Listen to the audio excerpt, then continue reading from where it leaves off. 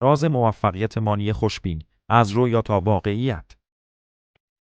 همه ما در زندگی به دنبال موفقیت هستیم، اما راز واقعی موفقیت چیست؟ آیا فقط تلاش کافی است یا چیزی فراتر از آن وجود دارد؟ امروز می‌خواهیم داستان مانی خوشبین، فردی که از صفر به موفقیت‌های بزرگ رسید را بررسی کنیم.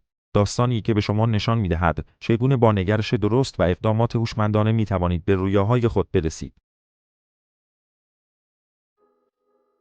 مانی خوشبین، کارآفرین، نویسنده و سخنران انگیزشی، کسی است که امروز به عنوان یک الگو برای بسیاری شناخته می‌شود. اما راه او به موفقیت پر از چالش‌ها و درس‌های بزرگ بود. مانی همیشه می‌گوید موفقیت یک شب اتفاق نمی‌افتد، اما با نگرش درست و تلاش مستمر هر چیزی ممکن است.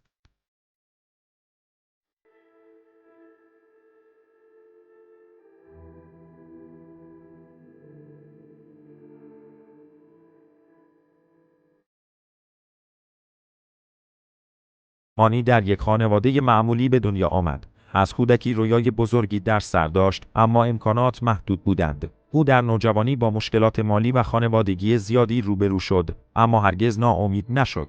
مانی میگوید من یاد گرفتم که مشکلات موقتی هستند، اما نگرش مثبت میتواند همه چیز را تغییر دهد. مانی خوشبین میگوید یادم میآید روزی که حتی پول کرایه اتوبوس نداشتم، اما تصمیم گرفتم به جای قصه خوردن از این شرایط درس بگیرم. آن روز فهمیدم که موفقیت فقط به پول و امکانات نیست، بلکه به ذهنیت و تلاش بستگی دارد.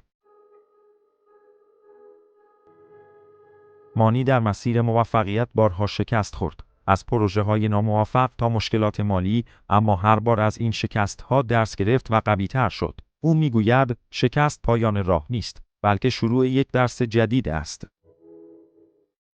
مانی خوشبین از خاطراتش میگوید یک بار تمام پس‌اندازم را در یک کسب و کار از دست دادم. به جای ناامیدی تصمیم گرفتم از این تجربه یاد بگیرم. فهمیدم که موفقیت فقط به تلاش سخت نیست، بلکه به یادگیری و تطبیق با شرایط هم نیاز دارد.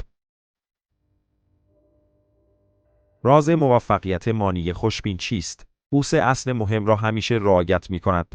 1.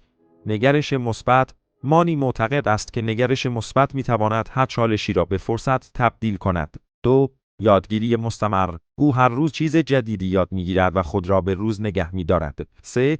تلاش هوشمندانه. مانی می‌گوید تلاش بدون استراتژی نتیجه‌ای ندارد. باید بدانی چه می‌خواهی و چگونه به آن برسی.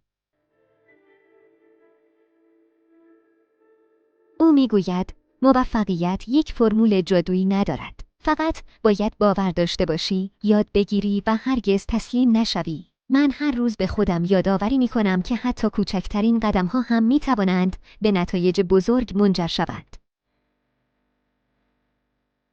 مانی خوشبین ثابت کرد که موفقیت با نگرش درست و تلاش مستمر ممکن است. داستان او به ما یادآوری می‌کند که هیچ رویایی دور از دسترس نیست، اگر باور داشته باشیم و برای آن تلاش کنیم. اگر شما هم به دنبال موفقیت هستید، از امروز شروع کنید. یاد بگیرید، تلاش کنید و هرگز تسلیم نشوید.